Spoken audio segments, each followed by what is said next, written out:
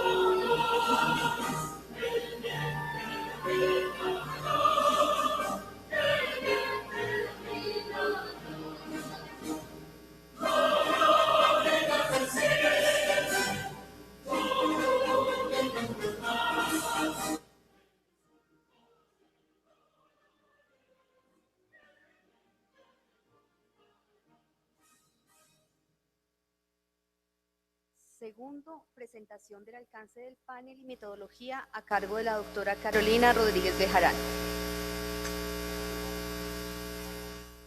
El Centro Internacional para la Justicia Transicional ha definido el concepto de justicia transicional como el conjunto de medidas judiciales, políticas que diversos países han utilizado como reparación de las violaciones masivas de los derechos humanos, lo cual plantea una visión especial para concebir medidas orientadas al cumplimiento de las obligaciones generales de respeto y garantía de los derechos humanos, dentro de las cuales se enmarcan de manera muy especial la investigación y la sanción de graves violaciones a los derechos humanos ocurridas como consecuencia de una situación de conflicto armado o represión por parte del Estado.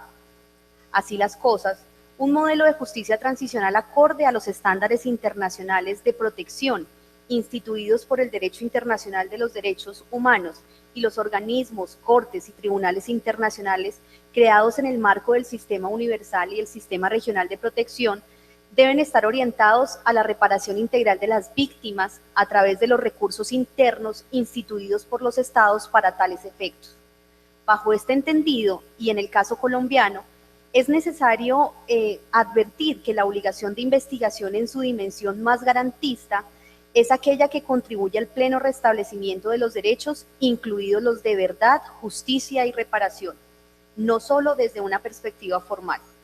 Para entender mejor este desafío, la metodología aplicable en esta jornada será la del panel, a partir del cual la experiencia de nuestros invitados nos permitirá vislumbrar los logros y retos de la implementación de un modelo de justicia transicional como estrategia para poner fin al conflicto armado colombiano y promover la paz, convivencia pacífica, además del pleno restablecimiento de los derechos de las víctimas.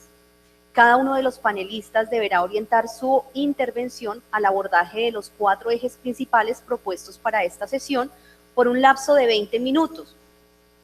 Una vez finalizadas las respectivas exposiciones, se realizará una retroalimentación de los aspectos más importantes de las intervenciones de los invitados a este panel, a cargo de las doctoras Luisa María Alvarado y Sandra Lorena Cárdenas, que fungirán como relatoras. Las líneas conceptuales a desarrollar por los participantes en esta jornada serán 4.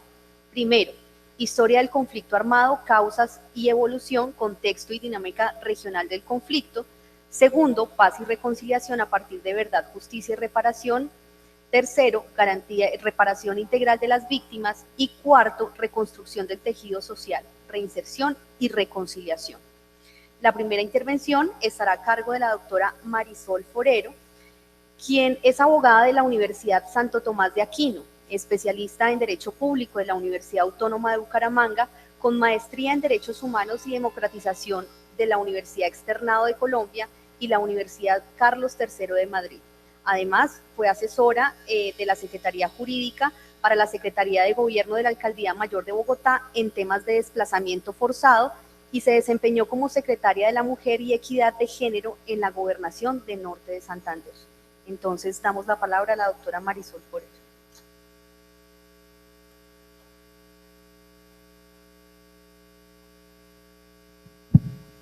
Muy buenos días a todos y todas.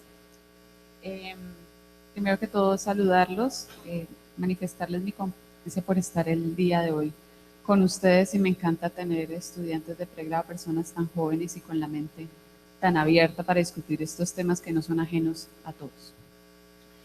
Mi intervención la voy a hacer en partes. Una primera que tiene que ver con el sentido humano de lo que estamos hablando. Aquí no estamos hablando de unas personas sentadas en La Habana discutiendo el futuro nuestro. Esto se trata de lo más interno de nosotros como seres humanos. A eso me voy a referir en el primer punto.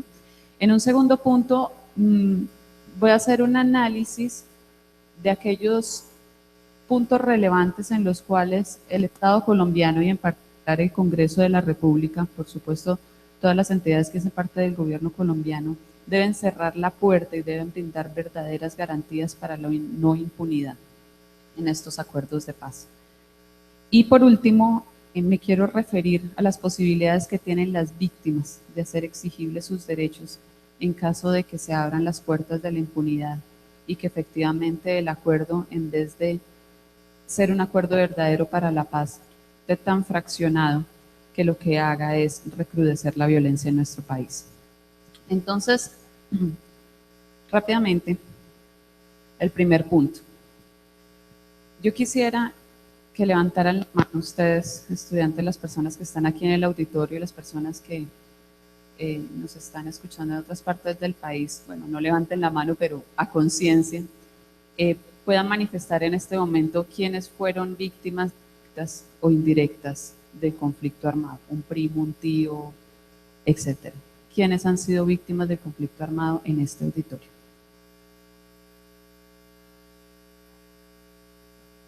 Claro, yo diría que el 50% de los asistentes, aproximadamente. Y es muy importante que para empezar esta conversación y para empezar este panel, apelemos a la condición humana que cada uno de nosotros tiene. Aquí hay muchos abogados, muchos especialistas, muchas personas, digamos, con una trayectoria académica, pero yo quiero que ustedes se esculquen en lo íntimo de su ser, en el acto que configuró esa violencia que sufrió usted y su familia. Y cuando hacemos ese análisis es importante preguntarse, ¿yo puedo perdonar? ¿Será que a mí el Estado colombiano me dice cuándo y perdonar? Digamos que a eso le apuesta la justicia transicional. Estamos hablando de dos tensiones: cómo se hace justicia y cómo la víctima se siente resarcida de un lado, y de otro, en qué podemos ceder para lograr efectivamente la paz. Es muy importante que ustedes tengan en cuenta que aquí estamos hablando de una negociación política. Las negociaciones políticas están llevando a cabo, lo hace una persona que nos representa.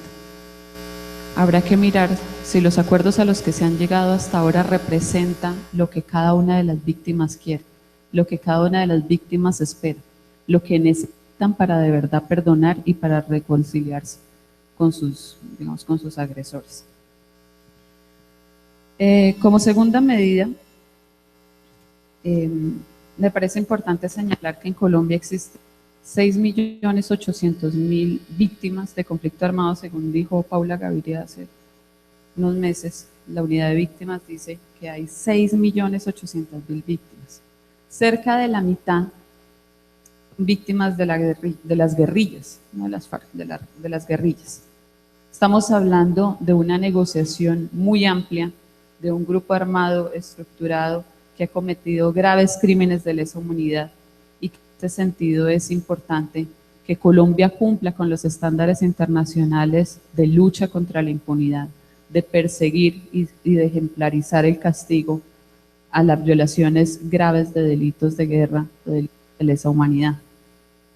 En ese sentido, y de acuerdo a las negociaciones que hasta ahora se han llevado a cabo en La Habana, solamente me voy a referir a las conversaciones, digamos, a las conversaciones en la ronda número 60, el acuerdo número 60, al acuerdo surgido de las conversaciones número 60 en La Habana. Existen varias puertas abiertas a la impunidad. Una primera, y la más importante que ver, no sé si ya profundizaron sobre el tema de la creación de un tribunal y de salas para hacer posible una justicia especial para la paz. Esta justicia especial para la paz tiene concebida la creación de una sala y tiene concebida la creación de un tribunal en el cual se va a determinar cuál será el castigo de la persona que cometió un crimen, cuál de esas personas serán beneficiadas con un indulto, con una amnistía. Digamos que esas salas y ese tribunal las conversaciones han sido tan poco concretas que deja abierta la puerta a muchas suspicacias. Y en ese sentido me parece importante que pensemos cómo estarían constituidas esas salas y ese tribunal. Lo que se sabe de las conversaciones es que tanto el gobierno como los miembros de las FARC serían las personas que postularían a los magistrados. Dicen que van a ser unos magistrados colombianos y otros del exterior. Ellos mismos postularían quienes harían el juzgamiento. Eso quiere decir que yo como acusado voy a escoger a quien me va a acusar. Las víctimas se sentirían resarcidas si ellos mismos escogen las personas y las metodologías para ser acusados.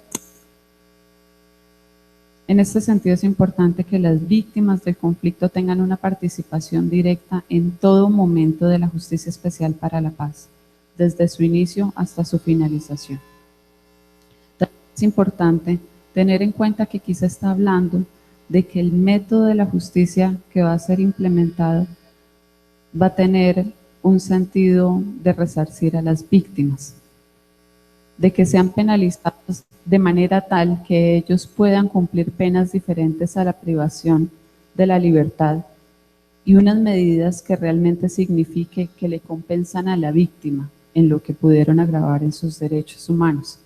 ¿Será que las víctimas están de acuerdo con que las limitaciones a la libertad sean un departamento, un municipio, la restricción de la libertad de una finca, o la restricción de la libertad debe ser en centros de reclusión como los que están dispuestos en Colombia para las personas que han cometido crímenes, además ordinarios?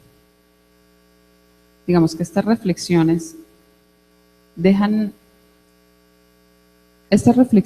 nos hacen situarnos en los zapatos de la víctima y en reclamar verdadera justicia.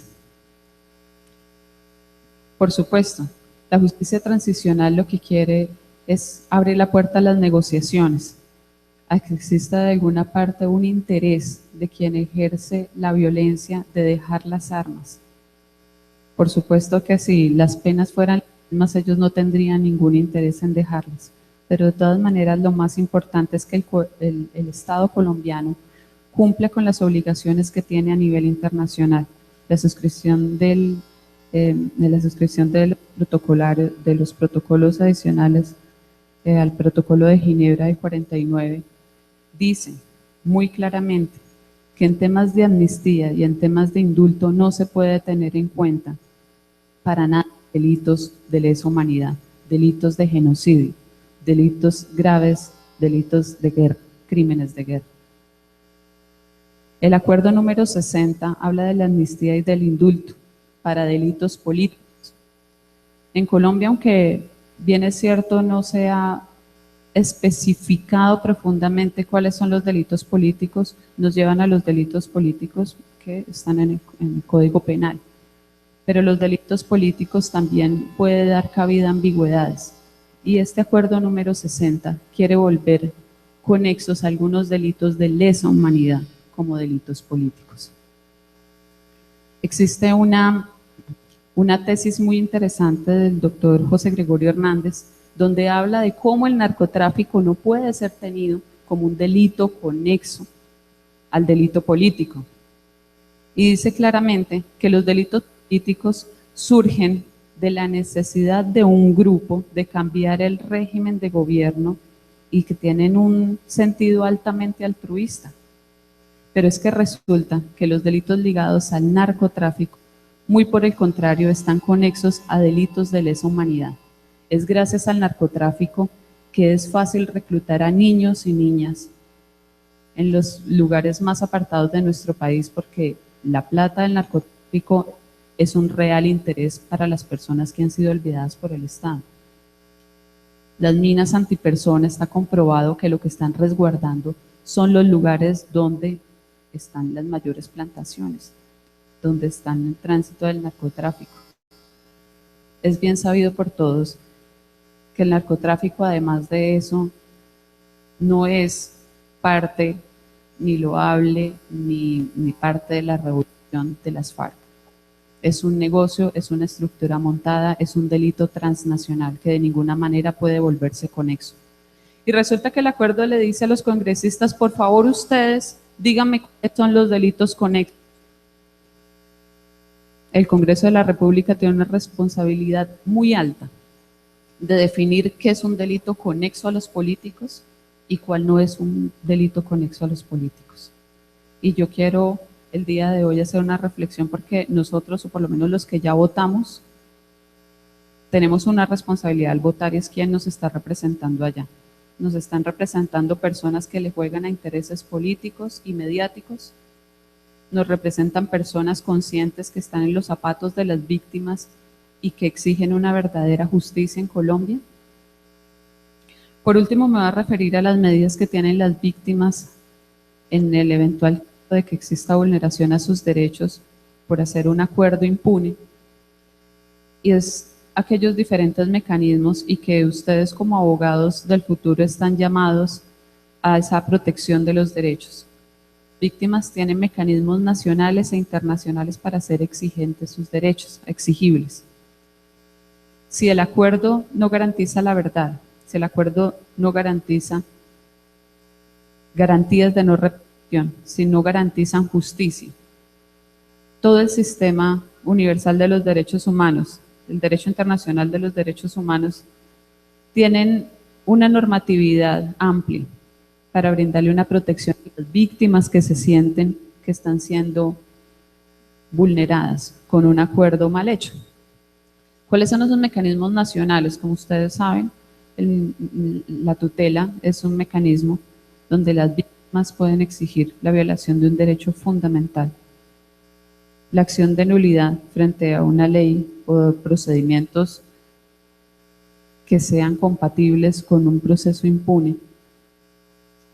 es un mecanismo idóneo, al igual que la acción de revisión como un mecanismo penal. Son tres acciones en las que las víctimas a nivel nacional pueden defenderse de unos acuerdos que pudieran llegar a ser bastante injustos. Los mecanismos internacionales están referidos a la jurisdicción universal, que hace referencia a aquella capacidad que tiene una persona de exigir a la justicia de otro país que haya suscrito los mismos convenios, de que su derecho le sea resarcido, porque en su país no existen los mecanismos para una justicia pronta y eficaz. Yo me pregunto si actualmente en Colombia existe un nivel altísimo de impunidad. ¿Será que frente a un proceso de justicia transicional, donde las víctimas para ser resarcidas necesitan verdadera investigación, necesitan que la verdad salga a la luz y que los culpables sean castigados? ¿Será que Colombia está en capacidad de lograr eso con 6.800.000 personas que están esperando eso? Indudablemente, la ley de víctimas ha logrado reparar a muchas víctimas, pero ¿qué es lo que está haciendo el Estado colombiano? Decirle: usted fue víctima, venga, yo le doy una ayuda humanitaria, venga, le ayudo para su casita, venga, le ayudo para que se restablezca. No, yo necesito quién mató a mi hijo, yo necesito saber quién sembró las minas que me dejaron sin manos, sin piernas. Porque la plata no lo es todo. Y la justicia internacional en este momento y la jurisprudencia internacional está haciendo énfasis en las verdaderas medidas que resarcen a las víctimas. En ese sentido, uno de los mecanismos internacionales, como les decía, es acudir ante otro país y la justicia de otro país a través del sistema universal y la jurisdicción universal que ya ha sido aceptada en algunos países y exigir esa justicia. Por supuesto, el Sistema Interamericano de Derechos Humanos, que ustedes conocen ampliamente, es otro mecanismo. Acudir igualmente a la Corte Penal Internacional, el Estatuto de Roma suscrito por Colombia. Si bien es cierto, tiene algunas limitaciones, digamos en términos cronológicos y de su vigencia, es un mecanismo efectivo para exigir la justicia en estos casos. No quisiera terminar mi intervención sin hacer una anotación al pie. Lo bueno de la academia y lo bueno de estos espacios es poder vislumbrar diferentes aristas del conflicto y diferentes, digamos, puntos de vista. De pronto la intervención pudiera ser bastante pesimista de lo que se espera de los acuerdos de paz, pero he oído en Colombia que acuerdos fraccionados con solo un actor del conflicto puede recrudecer la violencia.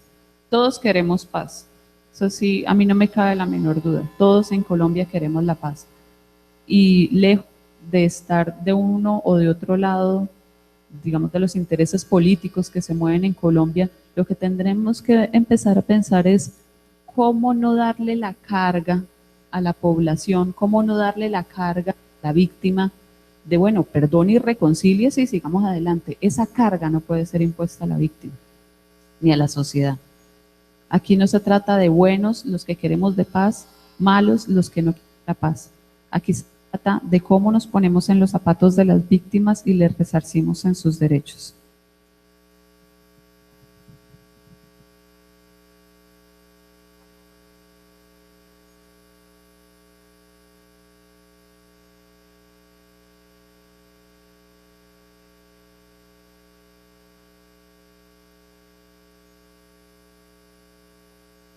Escucharemos a continuación la intervención de Julio César Arenas, quien es especialista en derechos humanos y conflicto armado, miembro de la Corporación Nuevo Arcoíris, filósofo y administrador público de la ESAP, defensor en derechos humanos e investigador con amplia experiencia en este campo. César, bienvenido a la Universidad Libre.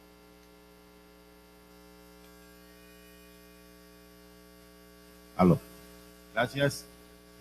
Un saludo muy especial para la doctora Marisol Forero, que me antecedió con esa importante intervención, a la doctora Carolina Giraldo, honorable consejera de la ciudad de Pereira, a la honorable personera, a los directivos de la Universidad Libre y a todos ustedes, estudiantes de aquí de la Universidad Libre de Pereira.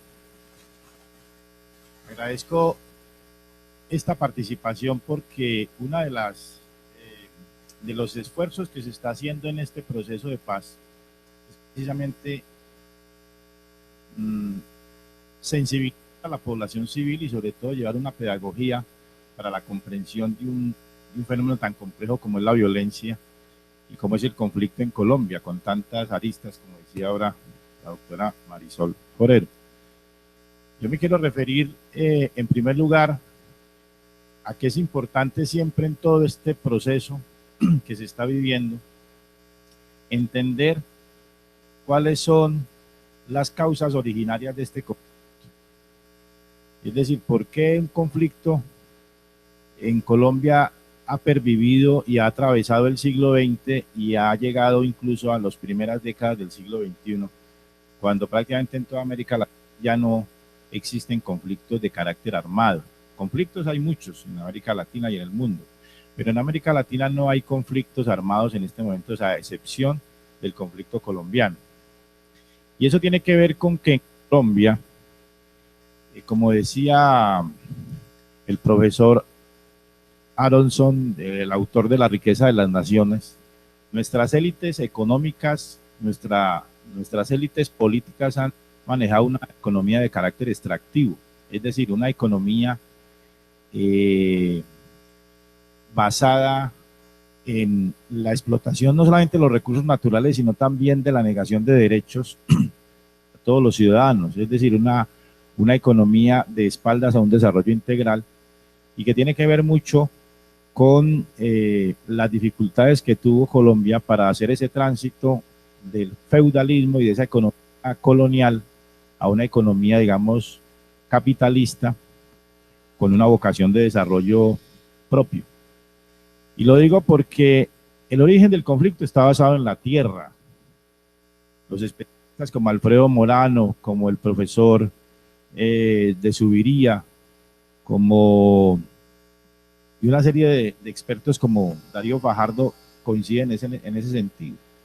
Es decir, lucha por la tierra y por el territorio es el origen del conflicto en Colombia. Y eso no lo podemos perder de vista porque es increíble que, por ejemplo, la semana pasada, el Procurador General de la Nación, acompañado del presidente de la Federación de Ganaderos de Colombia, FEDEGAN, promovieron unos eventos, por ejemplo, en San Alberto Cesar, para atacar la ley de víctimas en la parte más importante de la ley de víctimas, que es el tema de la restitución de tierras. Y lo hicieron a nombre de esa vieja clase política latifundista que no reconoce a tierra, tiene que ser redistribuida en este país y tiene que ser además modernizado el uso y la explotación de la tierra. Entonces yo lo digo, ¿por qué? Porque esa misma discusión fue la que dio origen al conflicto en la década de 1930. Es decir, en la década de 1930 del siglo XX hay una gran disputa por la tierra en este país. ¿Y por qué? Porque las mejores tierras que tenía Colombia en ese momento estaban en manos de un puñado muy pequeño de latifundistas y terratenientes. Y entonces con la llegada del gobierno liberal de Olaya Herrera y la llegada, con la continuación después de ese gobierno, del gobierno liberal de López Pumarejo, esas inmensas masas campesinas empiezan a reclamar que se les permita dos cosas mínimas: el derecho al voto, que no existía universalmente en Colombia, y la segunda, el derecho a poseer la tierra. ¿Y por qué lo reclaman esas miles de familias campesinas? Porque a esas familias les tocó domellar monte y selva, colonizar baldíos, ¿cierto? Y muchos de nosotros somos herederos de esa cultura colonizadora.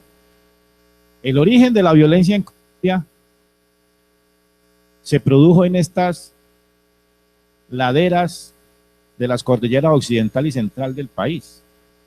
Por eso nosotros tenemos tan presente, sobre todo los abuelos nuestros, la violencia liberal conservadora que inicia en 1948, porque es la violencia del despojo, del despojo de tierras, del desplazamiento y del asesinato masivo de miles de familias campesinas que poblaron muchas regiones de las que nosotros hoy pertenecemos, las regiones del eje cafetero, las regiones del norte del valle, las regiones del Tolima. Y entonces, allí encontramos que muchos de esos campesinos, a los cuales los fueron despojando de su tierra, una tierra que fue colonizada con muchas dificultades, ¿cierto? Se levantaron en armas, con un hecho histórico que no es el inicio de la violencia, es como el elemento, el hito, que es el asesinato de Jorge Eliezer Gaitán el 9 de abril de 1948. Que antes de Jorge Eliezer Gaitán no estuviese presentándose fenómenos de violencia terribles en Colombia. Ya habían más de 50.000 muertos a causa de la violencia política, sino que el hecho del asesinato del líder liberal, Jorge Eliezer Gaitán, digamos que es una ruptura total de la paz en Colombia y se genera una guerra civil. Y en ese sentido, muchas familias campesinas de origen liberal, ante la campaña de terror que inició el régimen conservador de Laureano Gómez y de Ospina Pérez, recurren a un derecho universalmente reconocido por el derecho internacional, que es el derecho a la rebelión. La rebelión es un derecho consagrado en el derecho de la guerra, y no es un derecho que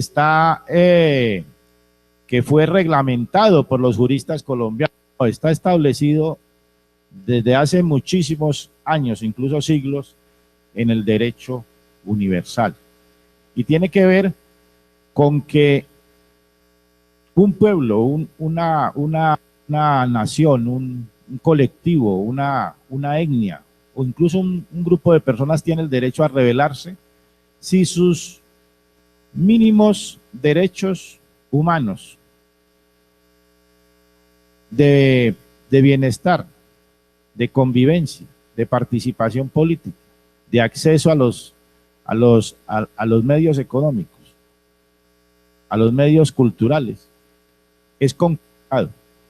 Y por eso hoy estamos hablando de un conflicto armado de carácter político, porque esos campesinos que se levantaron en armas invocaron el derecho a la rebelión.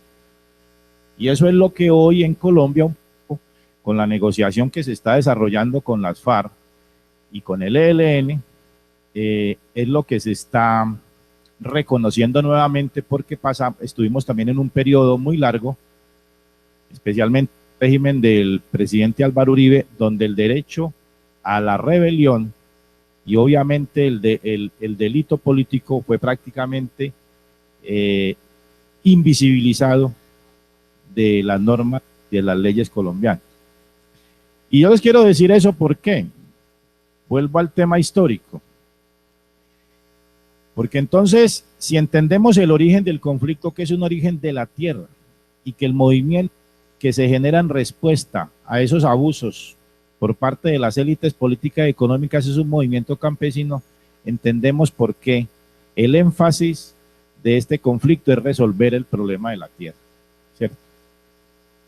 Segundo, ¿por qué esta región, coincidencialmente y aparentemente en paz, ha sido partera de los principales movimientos insurgentes de Colombia? Entonces, aquí en Ceilán, en el valle, aquí a 60 kilómetros, en Bugala Grande, surgió el primer grupo guerrillero liberal, en donde estaba Manuel Marulanda Vélez con sus primos los Loaizas, y que se transformó en una guerrilla de orientación marxista-leninista comunista, que fueron las FARC, pero surgió aquí, muy cerca, pues, de donde nosotros estamos. De hecho, nosotros tuvimos repúblicas independientes en la violencia liberal conservadora.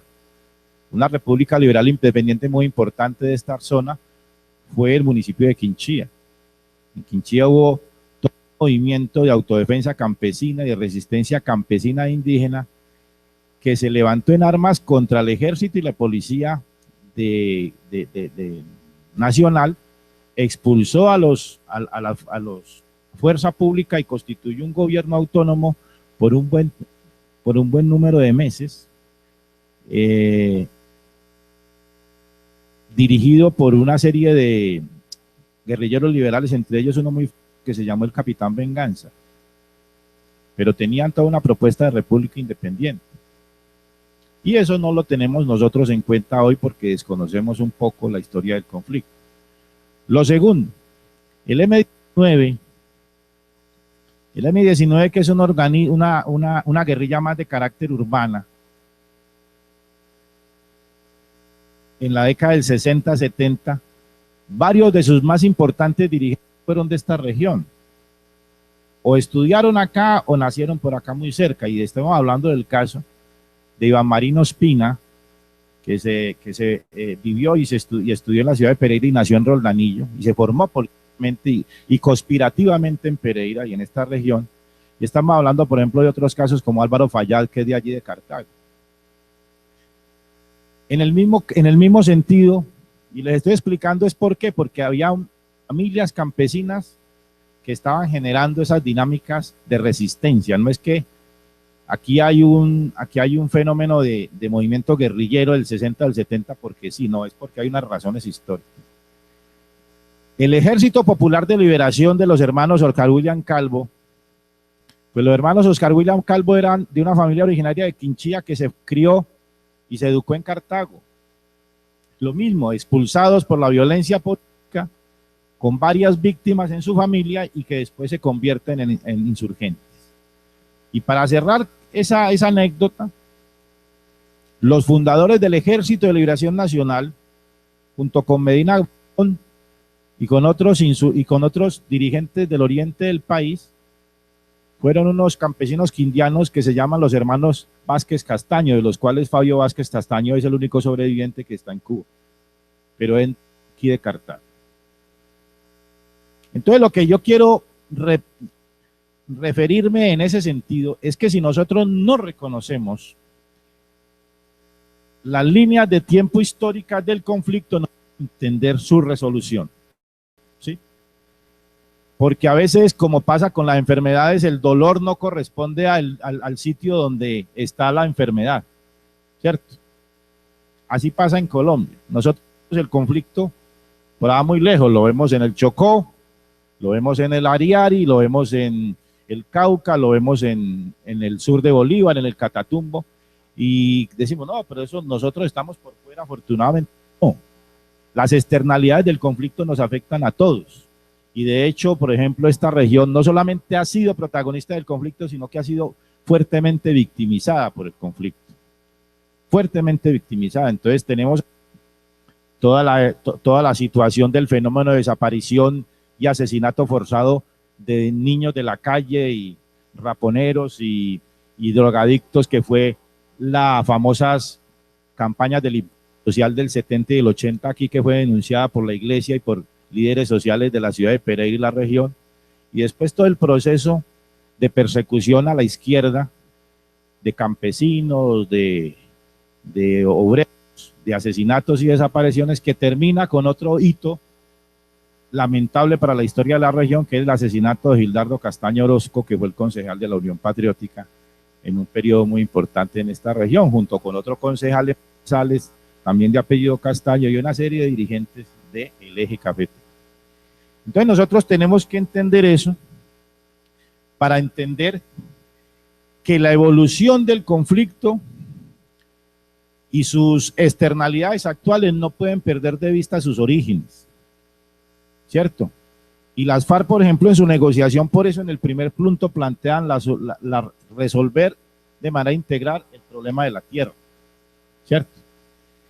Porque ese elemento tan aparentemente lejano de nuestra cotidianidad es el elemento que por lo menos puede garantizar una transición pacífica de esa violencia crónica que tiene el país a una resolución de conflictos que dejen las armas a un lado, que prioricen la política, que prioricen la contradicción, que prioricen el antagonismo de ideas y otros modelos de desobediencia civil que sustituyan la barbarie de las armas en este país. En ese sentido, como decía la doctora Marisol, en el tema de los acuerdos de La Habana, yo sí me quiero distanciar un poco de lo que la doctora Marisol manifiesta en torno al tema de la justicia transicional. Y me quiero distanciar que, pues en otro espacio donde hemos estado, hemos planteado lo siguiente, mire, el problema del modelo de justicia es que, por lo menos en algunos escenarios como el sudamericano y otras experiencias del mundo, si no se construye un proceso de justicia y basado en un estándar de reconciliación que parta de la verdad como principio y no del castigo, vamos a tener unos acuerdos que no van a alcanzar a lograr un cambio, una transformación integral de la sociedad. Me explico de otra manera. Si solamente nos basamos en la resolución del conflicto en castigar a los culpables por la vía judicial y los responsables de los crímenes en este conflicto, no vamos a poder encontrar un punto de reconciliación. Y yo lo digo ¿por qué? Porque, por ejemplo, si vamos a hablar estadísticamente, en este momento,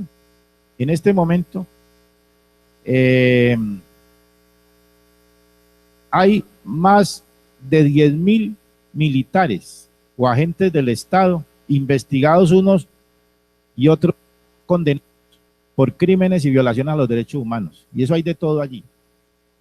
Las matanzas, desapariciones forzadas, falsos positivos, desplazamiento, etcétera, ¿cierto? De acuerdo con la ley 975 o ley de justicia y paz que se aprobó en el 2004 para juzgar a los paramilitares, entre otras cosas, una ley muy mal hecha y que ha permitido que el paramilitarismo vuelva y se rearma. Pero una de las cosas que, por ejemplo, resaltamos de esa ley, es que logró que en las audiencias de verdad, en las audiencias de reconocimiento, ¿sí?, y aceptación de la responsabilidad, se encontraran, se pudiera construir un mapa de la impunidad y de la violación de derechos en el conflicto de una parte de la sociedad. Y allí ya hay censados en esas audiencias 15.000 empresarios colombianos comprometidos directamente con la financiación, auspiciamiento, en la determinación de crímenes, comprometidos en el despojo de tierras, incluso empresas multinacionales comprometidas como responsables y autores en el conflicto en calidad de victimarios. 15.000 empresarios, 15.000, eso es una cifra muy grande. Y obviamente por el lado de las insurgencias hay por lo menos también unos 10.000 guerrilleros y guerrilleras encartados en denuncias y en acusaciones muy graves por violaciones a los derechos humanos, crímenes sobre personas protegidas, reclutamiento forzado, etcétera. ¿Cuál es el problema de fondo? Eso no es punta del iceberg de una responsabilidad integral que tiene este país, esta nación, la que tenemos nosotros frente al conflicto. Cuando la doctora Marisol pidió que miráramos cuántos somos víctimas y levantamos la mano, yo estoy seguro que muchos ni siquiera saben, se han hecho una retrospectiva y por eso de pronto no la levantan. ¿Qué es ser víctima del conflicto? Porque es que la cifra estadística de 6 millones es una cifra de las personas que están censadas y registradas y atendidas en algunos casos como víctimas del conflicto, pero la cantidad de víctimas en este conflicto es mucho más grande, por un lado, ¿cierto? Entonces, allí tenemos que entender que tenemos que pasar de una justicia retributiva, que retribuye un castigo por un daño causado, a una justicia restaurativa que permita que una sociedad en su conjunto reconozca los daños causados no solamente como sujetos individuales, sino como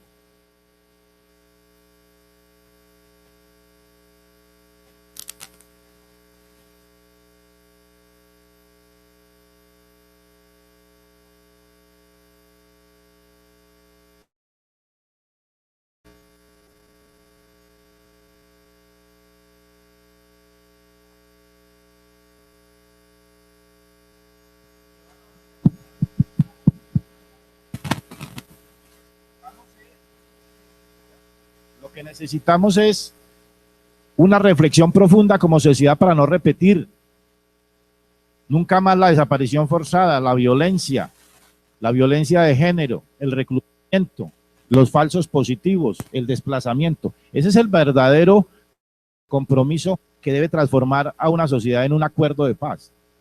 Por ejemplo, ¿cuál fue la gran decisión que tomó la nación sudafricana cuando firmó un acuerdo de paz entre la mayoría negra que tenía guerrilla como el Consejo Nacional Africano y la minoría blanca, la élite, que era la que dominaba ese régimen político, a los afrikaners y en cabeza de Frédéric de Klerk? El gran compromiso que hizo esa sociedad de no repetición, ¿cuál fue? Y está establecido en su constitución. Nunca más, como nación sudafricana, ejercerá la segregación y la discriminación racial y de todo orden para imponer un régimen político, es decir, nunca más apartheid. Y con base en eso han logrado, con muchas dificultades también, sellar un acuerdo que fue validado y refrendado en una constitución política. Entonces, ¿nosotros qué tenemos que hacer aquí? El gran esfuerzo es, independientemente de este enriquecedor debate, va a ser el gran compromiso como nación para evitar que toda esta tragedia que nos ha pasado, una vez firmados los acuerdos con las insurgencias, incluso con sectores herederos del paramilitarismo con los que también hay que negociar, no volvamos a repetir dentro de 5 años una nueva experiencia de violencia y tengamos que seguir, como decía García Márquez, repitiendo el círculo del eterno retorno de la tragedia de la violencia en Colombia. Esa es la reflexión que yo los invitaría. Muchas gracias.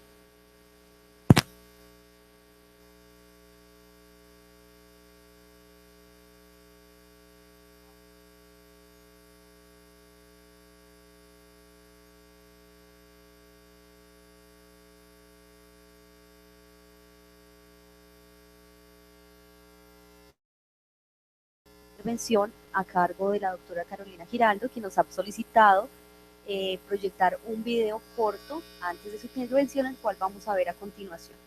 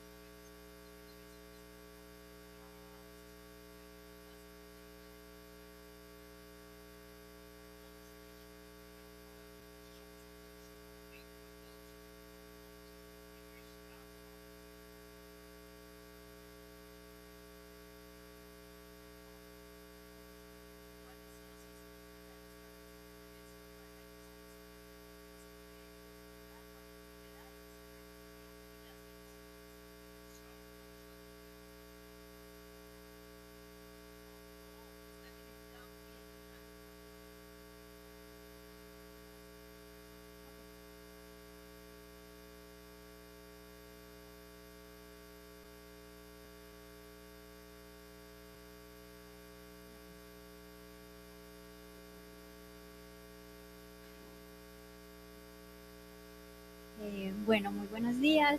Mientras tratamos de ver si podemos ver esto con sonido, yo voy a empezar con mi intervención.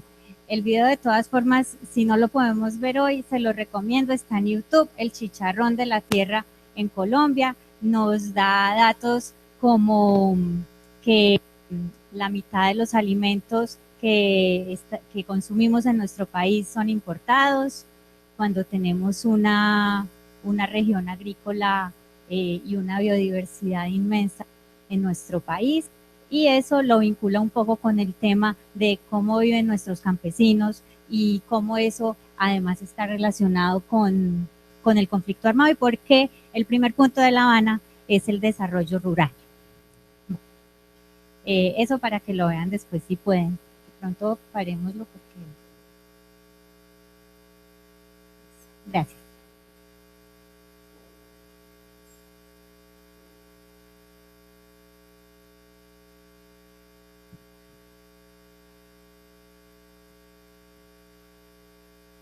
Bueno, vamos a tratar de hacer esto haciendo muchas preguntas. Les voy a contar primero que todo, porque aquí se trata de historia, pero creo que también se trata de historia personal y quiero que cada uno haga la reflexión. Yo les voy a compartir la mía de cómo ha sido la vinculación, cómo se ha percibido los procesos de paz que nos hayan tocado en la vida. Y yo les cuento que el primero que a mí me tocó fue muy pequeñita. La primera vez que a mí me tocó salir a la calle, empezar a huir de la paz, era porque el presidente Belisario Betancur, en los años 80, estaba tratando de liderar un proceso de paz. Y yo vivía en el centro de Pereira y mi mamá me sacó a la calle, a la Plaza de Bolívar, a pintar con tizas palomas de la paz en ese momento. Y recuerdo que la Plaza de Bolívar y se hicieron murales y de repente yo pensé, por fin vamos a lograr la paz en Colombia. Y tenía muy poquitos años, no sé, 5 años tal vez, pero ya estaba pensando, esto es algo importante para nuestro país, y yo fui y dibujé unas palomas de la paz. Bueno, muy rápidamente ese proceso de paz se vino abajo y fue mi primera gran decepción con procesos de paz. Porque el asunto de la paz un poco es también un asunto del amor y el desamor.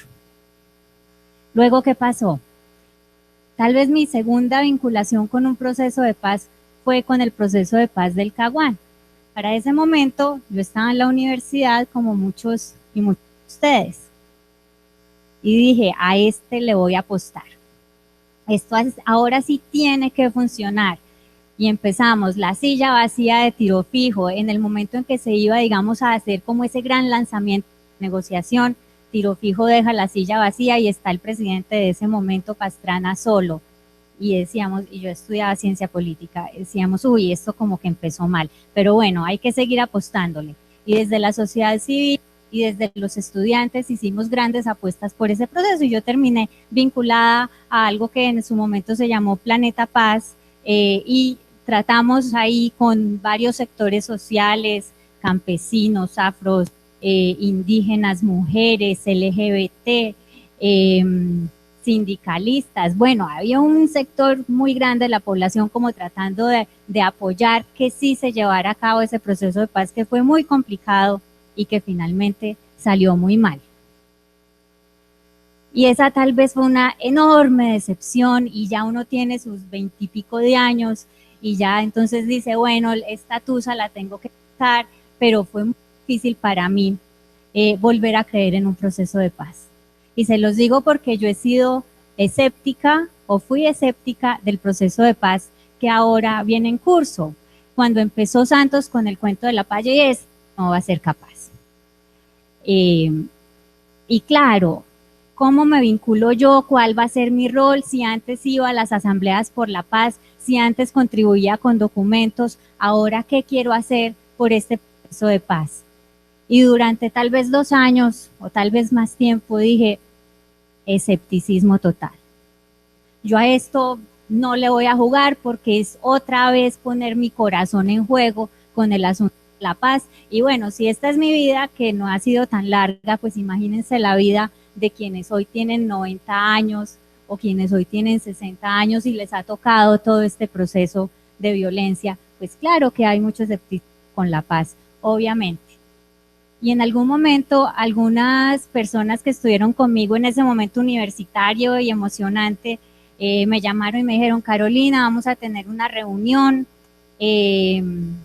queremos reactivar lo que estábamos haciendo hace más de 10 años con el proceso del Caguán, ¿tú quieres estar? Y yo, uy, apostarle a la paz otra vez de forma activa, porque una cosa es estar de la manera y decir, bueno, esperemos a ver qué pasa en La Habana, esperemos a ver si esto me afecta o no me va a afectar realmente la vida, pero otra vez volverse a meter.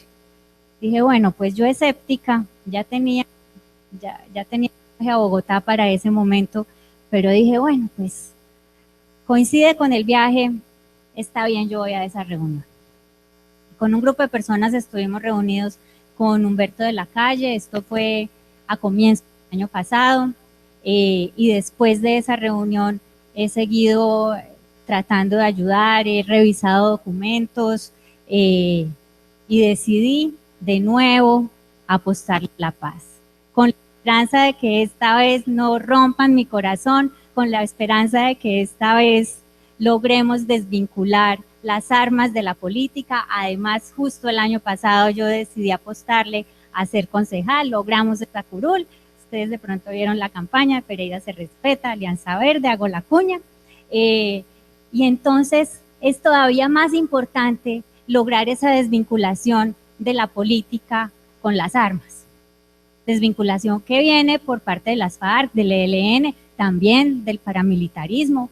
Necesitamos acabar esa vinculación de las armas con las políticas. Necesitamos lograr resolver nuestros conflictos de manera no violenta.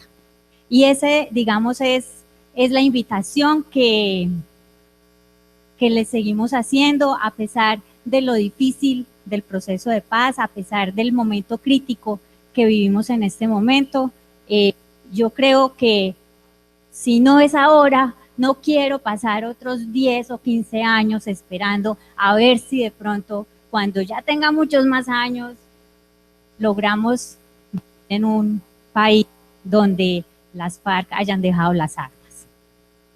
Entonces esto nos afecta a la vida. Y un poco la pregunta es, ¿cómo hago para contribuir con la paz? ¿O qué puedo hacer yo para contribuir con la paz? Y hay unas preguntas difíciles. Y yo voy a enfocar esta presentación mucho a lo local y a lo que viene, que es el Plan de Desarrollo Municipal, muy en la tónica como de ver cómo es la construcción del tejido social para la paz. La paz desde lo local, ¿qué podemos hacer? ¿Qué nos imaginamos y qué no nos imaginamos? ¿Nos podríamos imaginar un tribunal de paz en Pereira?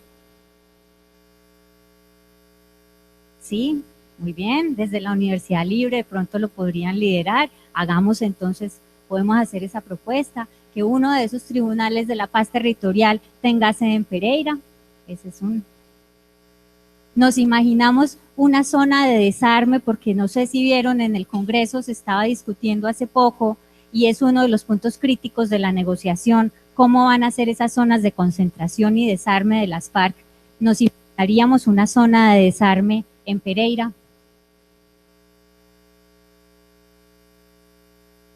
O esto debería hacerse muy lejos, o tal vez en Pereira sí, pero en Pereira en el páramo, que también tenemos como en Pereira, y Colombia tiene el 50% de los páramos del mundo y nosotros tenemos aquí afortunadamente uno y no nos ha faltado el agua.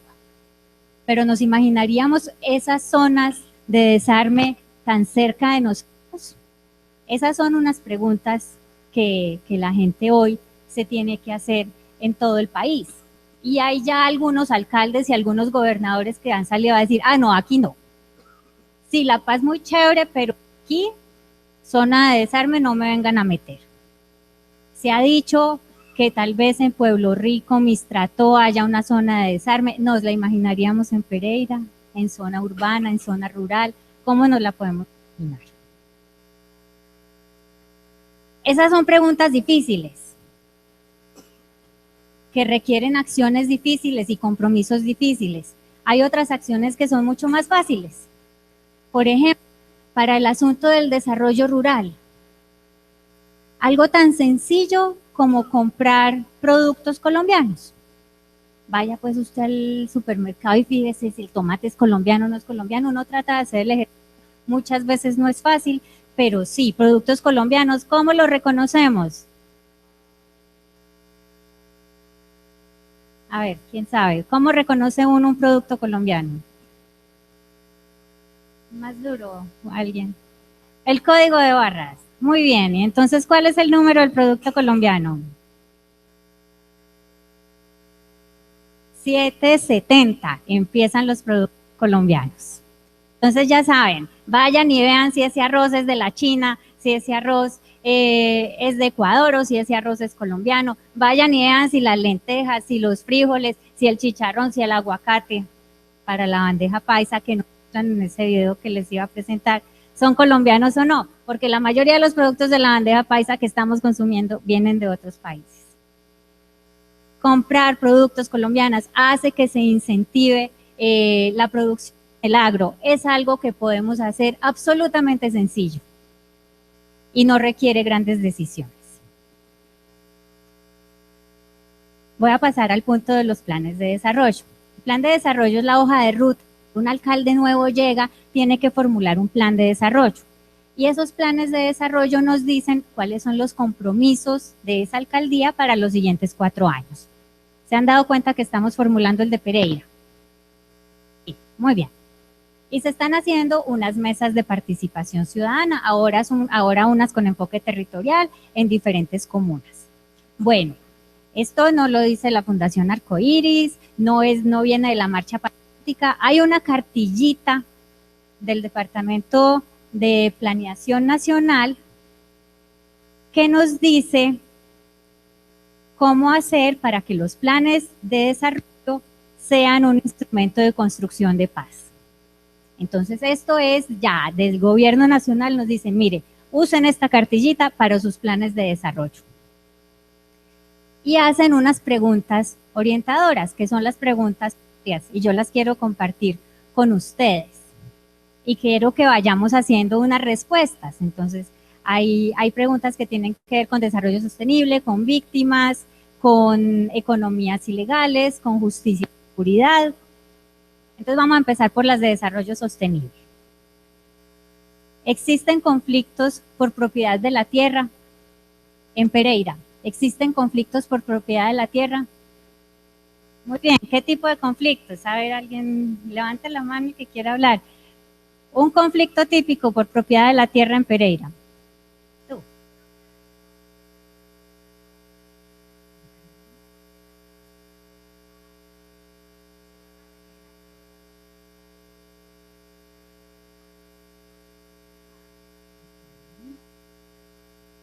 Ok, entonces hay conflictos porque hay asentamientos humanos en algunas zonas donde no sabemos si deban o no deban estar, no sabemos a quién pertenece esa propiedad. Y sí, en Pereira, a ver, les cuento, dato histórico, en 1963 cumplimos 100 años. Habían pasado unos pocos años desde el asesinato de Gaitán. Gaitán, que estuvo además en Pereira 2 veces, se hospedó en el Gran Hotel. Vayan al Gran Hotel y digan que los entrar a ese balcón desde donde Gaitán pronunció un discurso histórico sobre la educación en el país. Era ministro de Educación cuando hizo ese discurso. Entonces, desde la muerte de Gaitán hasta 1963 ya registraban unos 50.000 refugiados, no les decían en ese momento desplazados, pero 50.000 personas que venían a Pereira y decían que engrosaban los cinturones de pobreza. Personas víctimas de la violencia de ese momento que ya llegaban a Pereira, y desde ese momento Pereira tiene esa característica de ser ciudad receptora. Y claro, la gente llega, la gente necesita tierra, educación, salud, sí. Así como en ese momento se recibía mucha gente, hoy también se recibe mucha gente, y eso genera sin duda conflictos sobre la propiedad de la tierra. Sí, la gente necesita dónde vivir, cuál es el mejor sitio, hay lugares que son de alto riesgo y hay asentamientos en zonas de alto riesgo. ¿Qué vamos a hacer para lograr un medio ambiente? Porque esas zonas de alto riesgo muchas veces son laderas de los ríos, que hay que cuidar las cuencas. ¿Cómo vamos para cuidar las cuencas, pero que la gente tenga un lugar digno también donde vivir? Esa era la pregunta 1. Pregunta 2. El estado de los instrumentos para la planificación. ¿Cuál es el estado de los instrumentos para la planificación? Los instrumentos para la planificación son, por ejemplo, el plan de desarrollo o el POT. ¿Y qué le pasó al POT de Pereira? El plan de ordenamiento territorial. ¿Alguien sabe?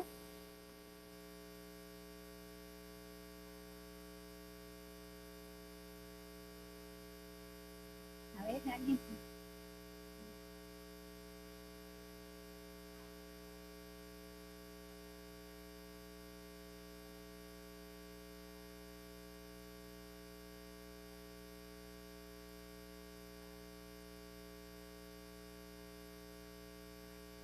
Más o menos. Los planes de ordenamiento territorial se tienen que revisar cada 12 años por ley. Y el año pasado se hizo la revisión y pasó la revisión al Consejo, pero el Consejo pasado, yo no sé quién los asesoraba jurídicamente, por favor sean buenos abogados, si hay abogados que seguro los hay. Y resulta que por cuestiones de forma, porque los concejales no votaron ley de bancadas que es única en el mundo además, pues suspendieron ese plan de ordenamiento territorial. Plan de ordenamiento territorial que seguro tiene muchas fallas, pero nos ayudaba en términos de medio ambiente, en términos de movilidad sostenible y en términos de espacio público. Y era un plan de ordenamiento territorial que tenía mucho más claro el asunto de la gestión del riesgo. Por ejemplo, el asunto de los asentamientos y entonces cómo pasar unas poblaciones de algunos lugares a otros. Entonces, en instrumentos de planificación estamos muy mal porque el plan de ordenamiento territorial en este momento está suspendido y habrá seguramente que hacer otro. Seguridad alimentaria.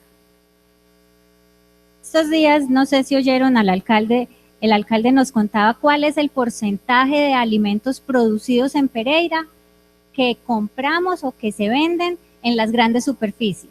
¿Cuál será ese porcentaje? Pues nuestros campesinos producen el tomate, el plátano, eso, ¿qué porcentaje llega a las grandes superficies? ¿No? 2%. Entonces, por eso, él lo que está haciendo es hacer un acuerdo para que el éxito le compre a los pequeños campesinos. Hay que ver eso cómo funciona, pero sí es importante, pues, lograr que la comercialización del campo sea mucho mejor, porque la plata, ¿a quién se está quedando con la plata de esos productos agrícolas? Bueno, pasemos, por ejemplo, al tema de vías. ¿En qué estado están las vías secundarias y terciarias? Las vías secundarias y terciarias son las que están en el campo. Muchas veces son vías pues, que no están pavimentadas. ¿Cómo están esas vías en Pereira? Mal. Bueno, muy bien. Entonces están mal, no son las peores del país, pero les falta mucho y eso es competitividad para el campo. Entonces, invertir en vías para el campo, invertir en comercialización para los productos agrícolas va a hacer que desde el campo logremos resolver esta situación. Por eso, desde Alianza Verde decimos, este es un asunto que tiene que ver con el Estado, pero que también tiene que ver con el mercado, con la creación de mejores circunstancias para la competitividad, para la calidad de vida de nuestros campesinos. En términos de víctimas, ¿cuántas víctimas registradas hay en Pereira? ¿No? Sandra nos cuenta cuántas víctimas registradas hay en Pereira.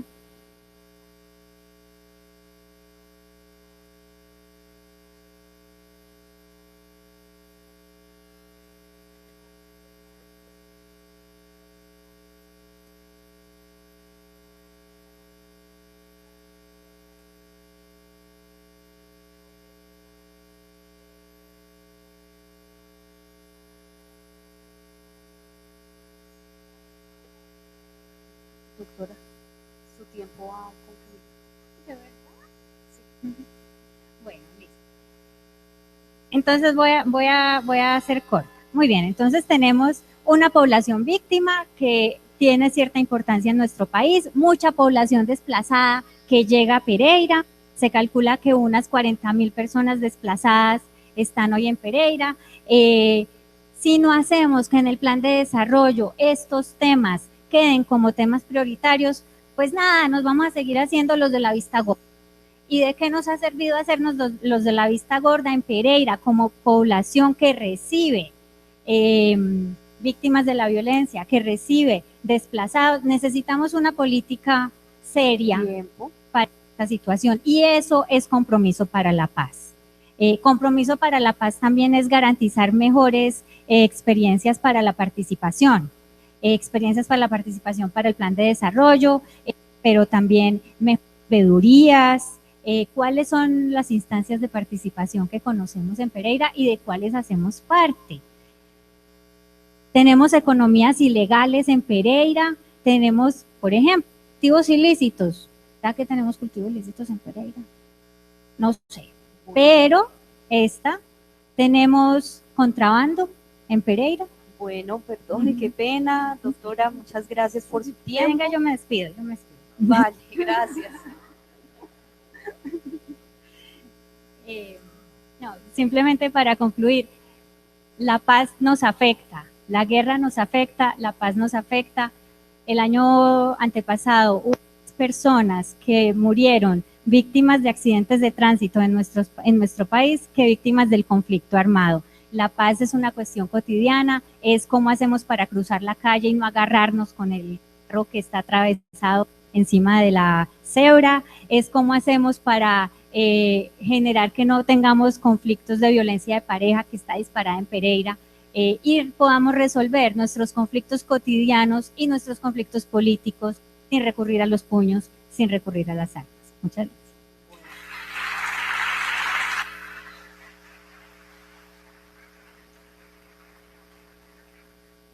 Entonces vamos a darle el uso de la palabra a la doctora Sandra Lorena Cárdenas como relatora, que nos va a hacer recoger las principales ideas de las intervenciones de nuestros panelistas. Muchas gracias.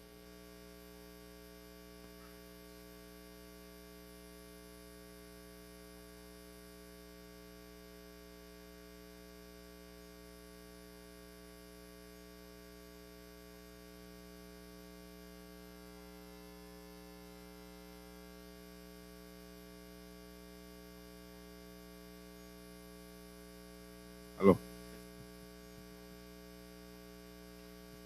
En primer lugar, saludar a todos los estudiantes que están presentes acompañándonos en esta importante jornada, a la doctora Carolina Rodríguez, quien se ha preocupado por generar que este espacio sea lo más óptimo y benéfico para los fines del mismo, a nuestro decano, el doctor Joaquín, a los integrantes de la mesa, a nuestros invitados que han permitido que esta jornada se desarrolle de acuerdo a sus fines, sobre todo ustedes, nuestros estudiantes, edifiquen conceptos imparciales, conceptos académicos y conceptos desde la experiencia de tan importante trayectoria de hojas de vida que ellos significan.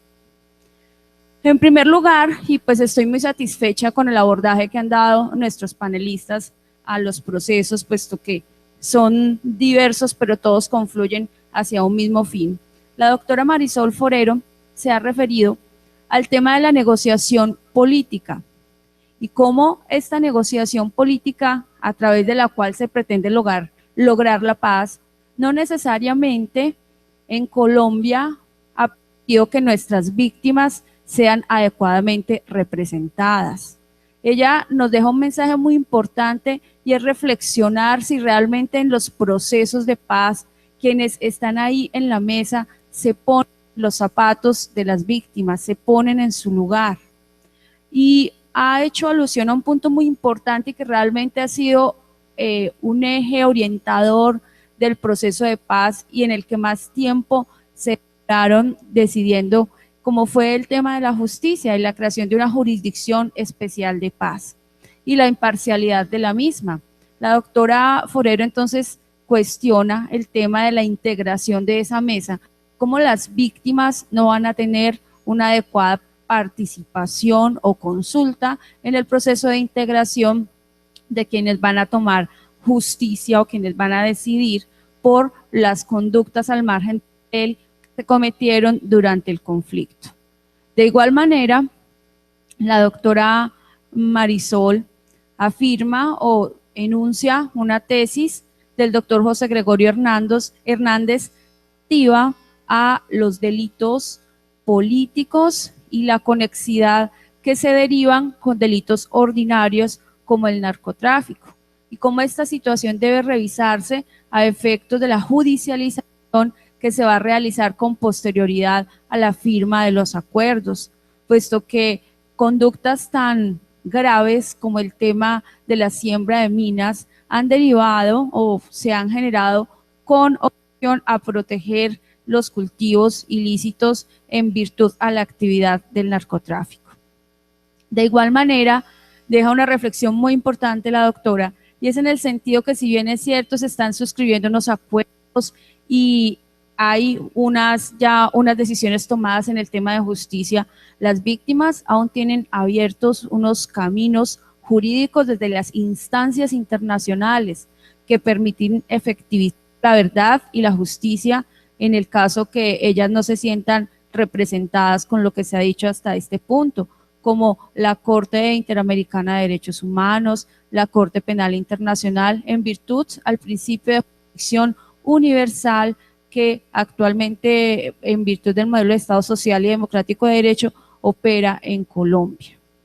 Básicamente, entonces, recogiendo lo que nos dice la doctora, es que es muy importante, uno de los puntos más importantes dentro de un acuerdo de paz es considerar a las víctimas, que el acuerdo, además de ser político, sea un acuerdo humano, donde se involucren estas personas que finalmente, de manera directa, han asumido las consecuencias de un conflicto. Posteriormente, entonces, el doctor Julio César Arenas nos hace un importante recorrido por lo que han sido los orígenes de nuestro conflicto y hace una reflexión muy importante, y es que en América Latina existen muchos conflictos, pero ya no existen conflictos de carácter armado. ¿Por qué? ¿Y por qué nuestro conflicto existe? Entonces refiere el tema de nuestras élites económicas, la concentración de la tierra, los latifundistas, y cómo se ha visto en un proceso complejo las transiciones en la economía colombiana. Hace también menciona con extrañeza posiciones como la del Procurador General de la Nación, quien cuestiona procesos a través de eventos relacionados con la restitución de la tierra, que en los temas de reparación a las víctimas es fundamental. También uno de los aspectos importantes, y es desde lo regional, el conflicto regional.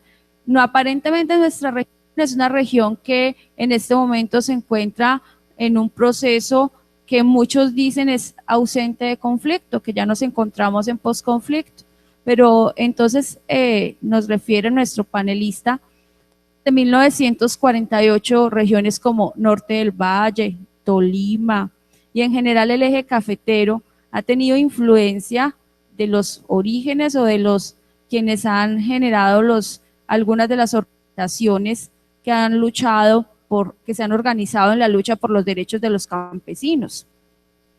Y en ese sentido contextualiza lo que es el derecho a la rebelión, consagrado en el derecho de la guerra, que no es algo nuevo, que está consagrado en el derecho universal como un derecho colectivo mediante el cual una nación o etnia pueden rebelarse a sus mínimos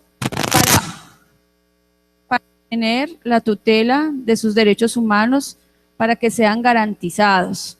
Es a través de ese derecho de rebelión donde se generaron o se derivaron los grupos que actualmente están en las mesas de diálogo. En igual sentido, entonces nos manifiesta el panelista cómo en nuestro entorno tenemos localidades como Quinchía, donde hubo movimientos de resistencia campesina expulsaron la fuerza pública y constituyeron gobiernos autónomos dirigidos por guerrilleros liberales, denominado el Capitán Venganza. También nos enuncia como el M-19 de carácter urbano, importantes dirigentes en la región, como Iván Marino Espina, Álvaro Fayad, quienes generaron dinámicas de resistencia. De igual manera, y en este recorrido histórico,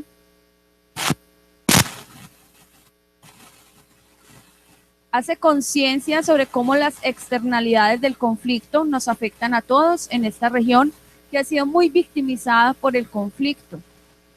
Y de igual manera nos indica cómo el tema de la distribución de la tierra o el punto de la distribución de la tierra debe apuntar hacia una responsabilidad integral que permita que las violencias, tanto del lado de los grupos al margen de la ley como de la fuerza pública, cese para evitar toda esta tragedia del conflicto armado no se repite.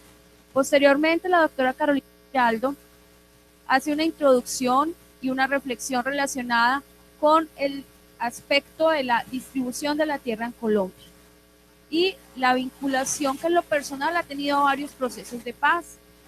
Enuncia el primer proceso de paz que fue en el gobierno de Belisario Betancur, quien hizo una invitación a concertar la paz, proceso que no tuvo éxito o que no tuvo buenos resultados. Posteriormente, el proceso que se realiza en el Caguán, que de igual manera, ante la ausencia de voluntad entre el grupo de las FARC y el gobierno de Andrés Pastrana, no tuvo éxito, y cómo el actual proceso entonces que se suscribe inicialmente genera resistencia, genera incredulidad por muchos de nosotros, pero hoy día se le está apostando desde lo político, bien, desde la nación en general, para que obtengamos esa paz. Posteriormente nos indica la panelista cómo en nuestro país hay unos puntos que están articulados con la paz, porque la paz generalmente se asocia con procesos de dejación de armas y no siempre la paz implica esos procesos, deben estar articulados otros temas.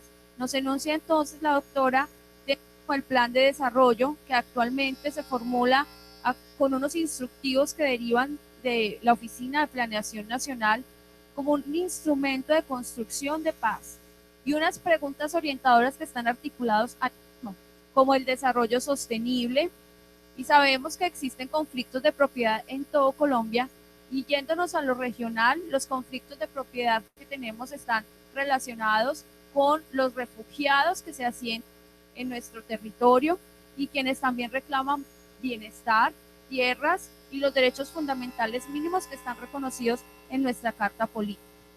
De igual manera, en los instrumentos de planificación como el plan de desarrollo y el plan de ordenamiento territorial deben ser también o deben coadyuvar para resolver el conflicto de la tierra. Pero en Pereira en este momento tenemos una dificultad, y es que el plan de ordenamiento territorial a orden judicial se encuentra suspendido. También alude a temas como la seguridad alimentaria y cómo nuestros campesinos actualmente solo de los productos que generan como resultado de su labor, un 2% son comercializados. Entonces, en ese sentido, destaca la importancia que el actual alcalde se encuentre realizando unos procesos de concertación para que estos productos sean difundidos y comercializados, y nuestros campesinos pues tengan una calidad de vida sostenible que permita que tengan competitividad frente a otros sectores. Esa básicamente es como las reflexiones que tomamos de los tres panelistas, tres mensajes distintos pero que confluyen hacia la misma dinámica. La paz es un proceso frente al cual todos debemos apostarle. Como les decimos en clase, no la paz política, no la paz de santos, la paz asociada a una persona, la paz que nace de los corazones, la paz que nace y se construye desde el aula de clase, desde la universidad, la paz frente a la cual debemos tomar partido. Ustedes que son la generación a quienes les demos un país con unas nuevas estructuras sociales, administrativas y de participación.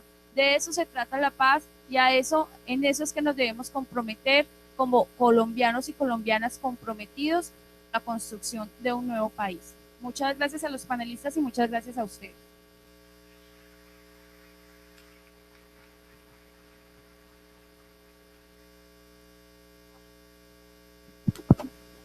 Bueno, vamos a hacer dos preguntas para nuestros queridos panelistas.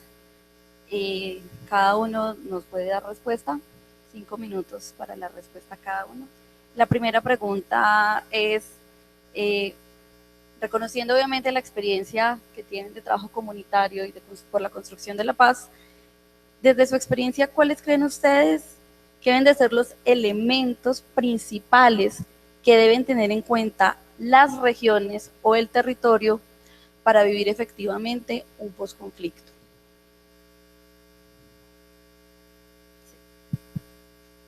Bueno, indiscutiblemente el primer elemento creo yo que es definitivamente la solidaridad con las víctimas. Yo me acojo al último planteamiento que acá predecesora. Creo que esto es cuestión de todos, esto no es que a alguien le tocó, esto es como en los temas de estudio de género. No sé si alguno de ustedes ha tenido posibilidad de trabajar temas de estudio de género o de feminismo. Parte en el que nos hablan de la solidaridad de género. ¿Y qué es eso? Ustedes, las niñas que se encuentran el día de hoy aquí estudiando, están aquí sentadas porque hubo mujeres que lideraron procesos muy fuertes para que ustedes tuvieran acceso a la educación.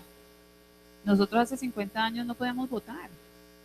Ustedes hoy votan por el proceso de muchas mujeres que lucharon para que hoy usted, en igualdad de condiciones a los hombres, puedan ir a las urnas y votar. Igual en ese proceso de solidaridad de género deberíamos caminar un proceso de solidaridad con las víctimas. Nosotros somos el resultado de más de 50 años de violencia en Colombia, casi 60, o más de 60 años de violencia. Estamos en un momento en el que no podemos decir, ay, sí, me senté, la pasé rico, allá como que hablaron de las víctimas. No, yo creo que hoy es un buen momento para reflexionar cuál es mi compromiso, qué puedo hacer yo para que la justicia transicional en Colombia sea realmente una reivindicación para las víctimas. Entonces, volviendo a lo que tú me estás preguntando, creo que el mayor elemento es la solidaridad con las víctimas.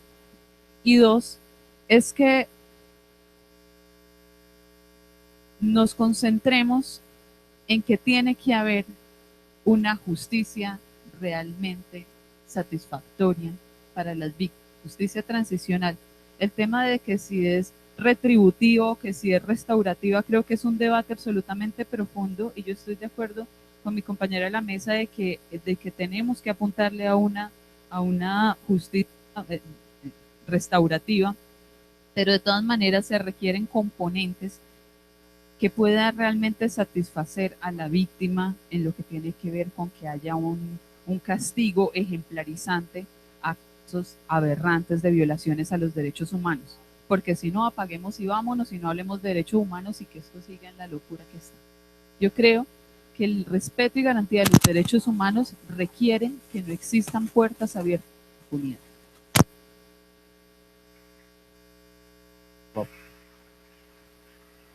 Aló. Aló. Aló. ¿Sí escuchan? Sí. A ver. Yo me quiero referir en este tema de los elementos principales que debe tener en cuenta la región. Lo primero es reconocimiento como región. Nosotros no nos reconocemos como región. Vuelvo a la historia. Nosotros no entendemos lo que es nuestra región. Y esos mitos hay que volverlos, y le digo a Marisol, le digo a Carolina, hay que reconstruirlos. Porque nosotros somos una sociedad profundamente mestiza, pero que cuando se mira al espejo, se mira como una sociedad blanca. Entonces, ¿qué es lo que pasa? Hay comunidades profundamente victimizadas como grupos aquí en la región. Es decir, si no avanzamos en ese reconocimiento, va a ser muy difícil hacer una paz territorial. ¿Cuáles son esos grupos o los colectivos más victimizados?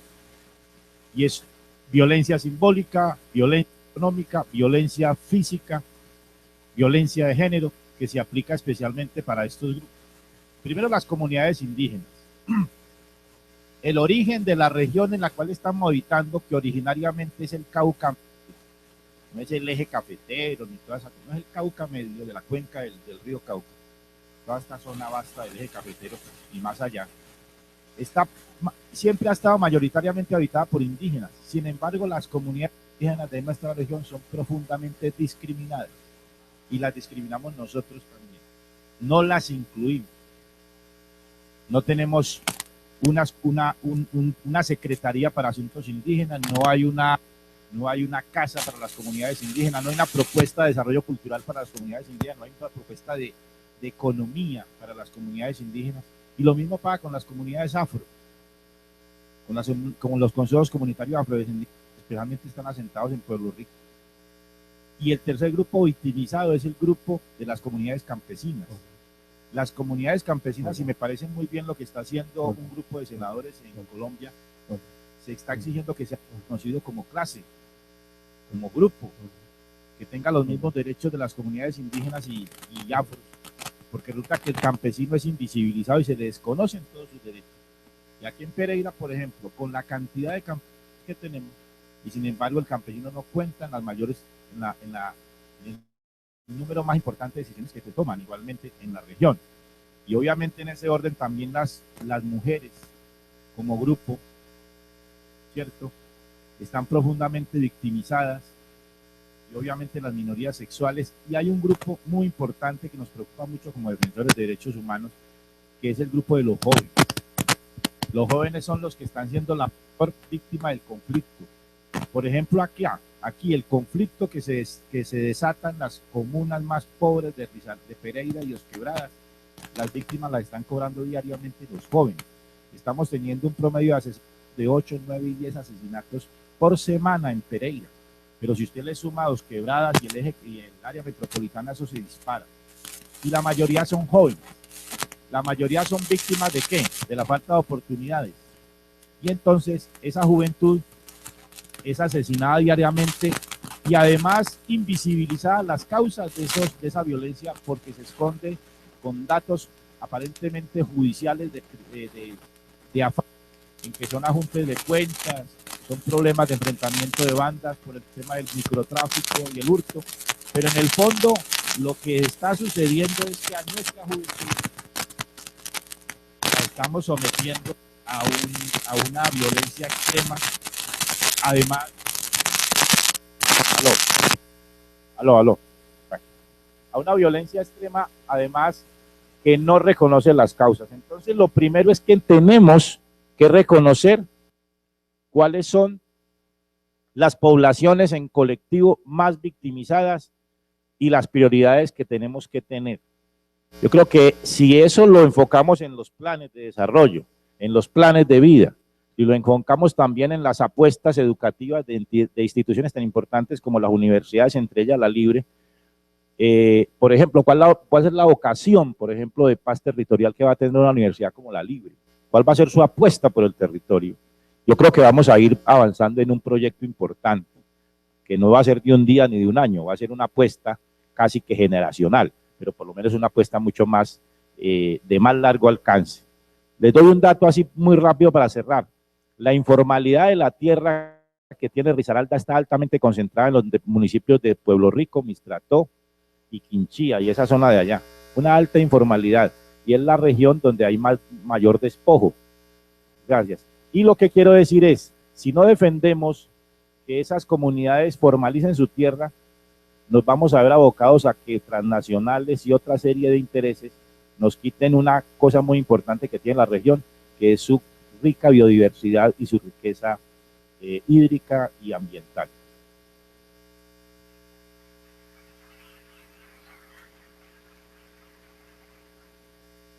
Bueno, yo creo que ¿sabes? Lo primero que hay que hacer es reconocer que hay conflicto, porque veníamos de unos gobiernos que nos decían, el gobernador anterior decía es que en Risaralda no hay conflicto. Entonces, lo primero que hay que hacer para el posconflicto es reconocer que hay conflicto.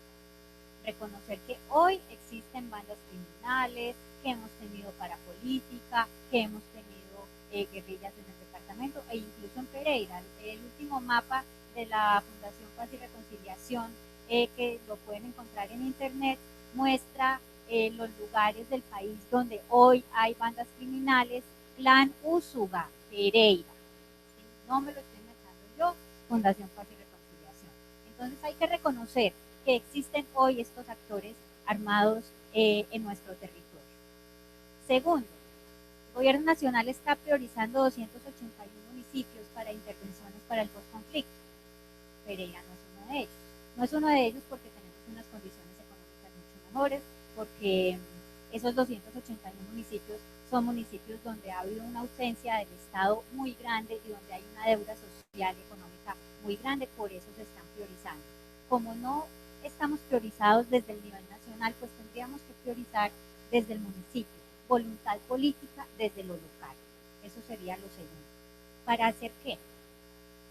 Primero, seguridad humana.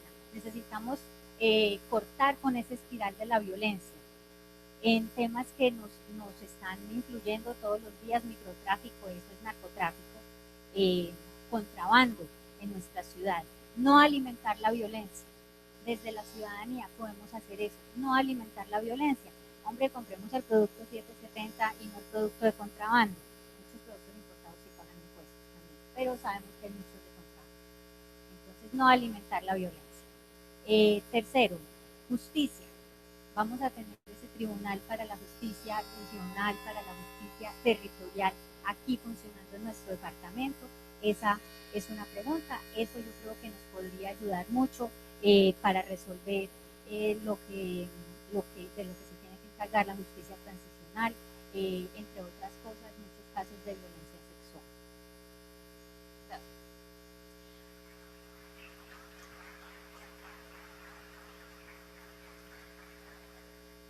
La otra pregunta que queremos hacerles es, reconociendo nuevamente la experiencia que tienen de trabajo comunitario de la sociedad civil, ¿cuáles han sido o cuáles piensan ustedes que son los retos y desafíos más importantes que tienen las regiones para que efectivamente este proceso de paz sea una oportunidad para la inclusión social? Bueno, tantas cosas. Yo quiero contarles una experiencia para la reflexión, justamente de lo que estás preguntando.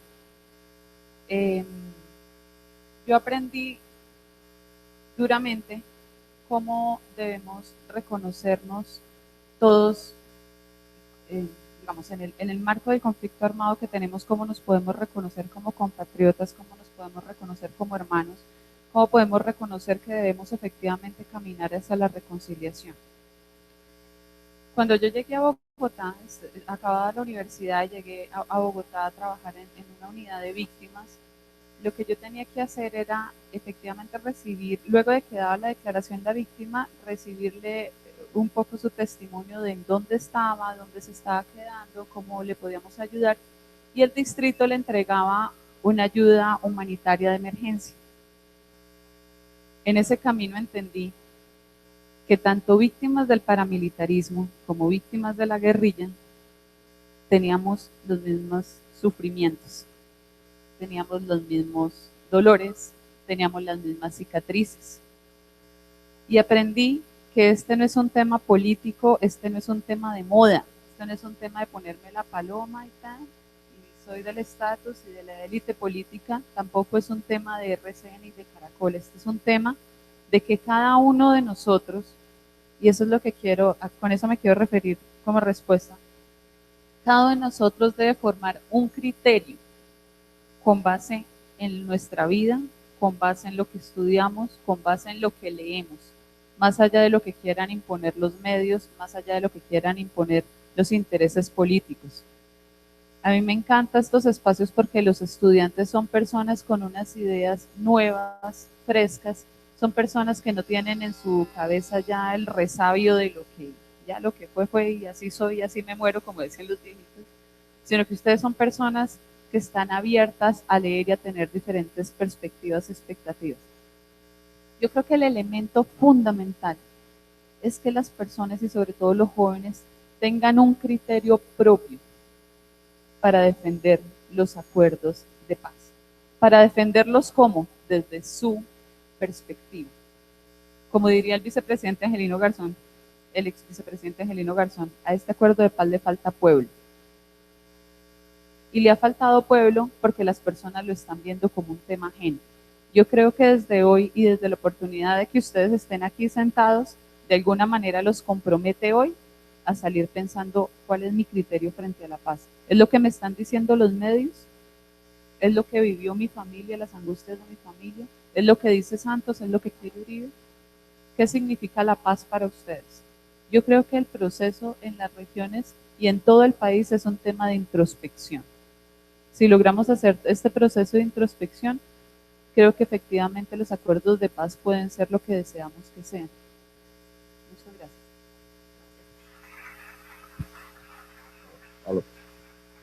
Bueno, desde la Corporación Nuevo Arcoíris hemos establecido una serie de retos que tiene la paz territorial. Yo los quiero por lo menos señalar un par de ellos. Lo primero, uno de los retos que tiene la paz territorial es lograr el desmonte efectivo de las estructuras herederas del paramilitarismo. Es decir, el problema en el fondo es cómo resolver las violencias que puedan no solamente impedir que estos acuerdos con las FARC y el ELN se implementen, o sea, una vez firmados se puedan desarrollar, sino que además representen un alto riesgo de nuevas violencias en las regiones.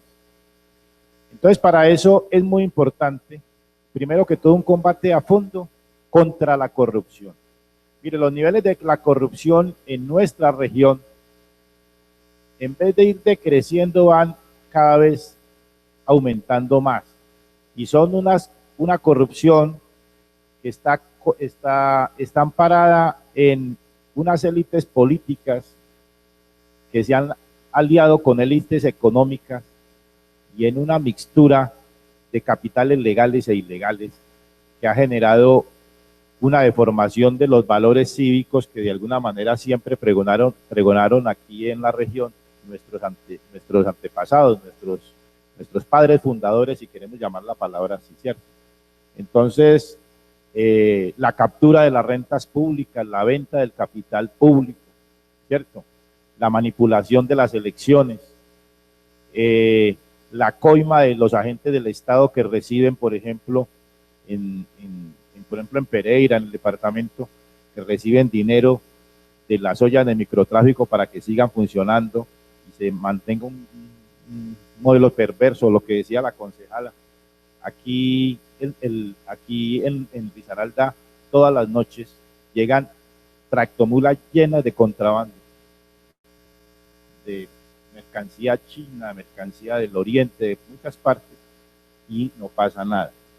Es decir, si nosotros no vamos a fondo a combatir las raíces de la corrupción ligadas a una serie de factores de ilegalidad y de delincuencia que se asienta en nuestra región y que la tenemos palpable, va a ser muy difícil establecer unos criterios de paz territorial serio.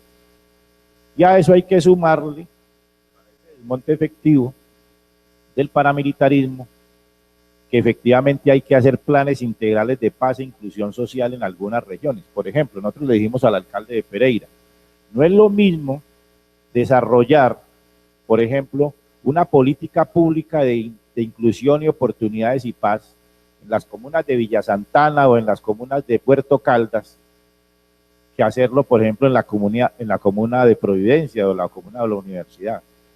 Nosotros tenemos que entender que aquí hay desarrollos desiguales y hay que cerrar brechas, pero hay que hacerlo a fondo.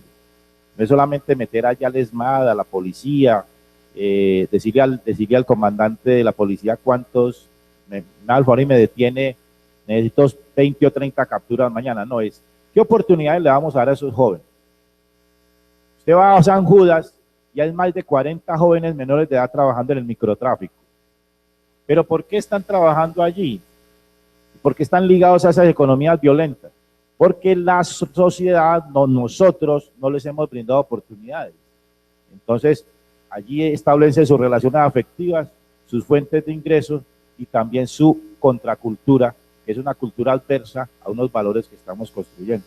Entonces, en ese sentido tenemos que apostarle y hacer un gran esfuerzo a que en el municipio y en la región prioricemos integralmente las zonas donde más violencia se está produciendo, donde más ataques de género se están produciendo, donde menos oportunidades de empleo hay, ¿cierto? Donde menos niveles de educación existen, para atacar a fondo integralmente con políticas integrales para sacar adelante esas comunidades. De resto es muy complejo. Esa es la paz territorial que realmente podemos llevar a la práctica. Lo demás se nos puede quedar en el papel. Muchas gracias. Gracias.